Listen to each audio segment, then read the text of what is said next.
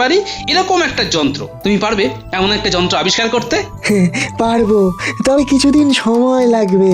তোমার যত সময় লাগে তুমি নাও বিজ্ঞানী, তবে ওই যন্ত্রটা আবিষ্কার করতেই হবে, যাতে মন্ত্রীর ওই জলের ব্যবসাতে আমি ছাই ঢালতে পারি। হ্যাঁ,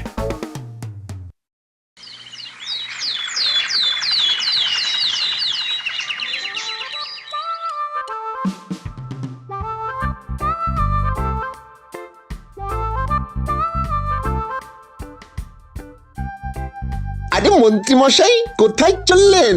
একটু রাজবাড়িতে যাচ্ছি। এত দেরি করে রাজবাড়িতে যাচ্ছেন?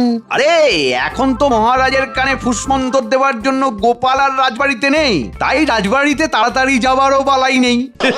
ভাগ্যিস বুদ্ধি করে গোপালকে রাজবাড়ি থেকে বের করে দিয়েছি। আর এখন তো গোপালের অবস্থাও খুবই শোচনীয়, আমার পুকুর থেকে জল নিয়ে চাষ করার সামর্থ্য নেই।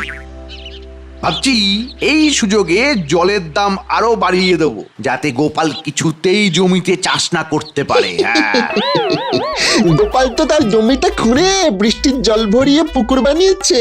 ওই পুকুরে ও মাছ চাষ করছে।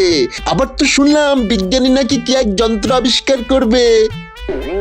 সেই যন্ত্র দিয়ে নাকি গোপালের পুকুর থেকে সবার জমিতে জল সরবরাহ হবে। কি কি বলছিস তোরা?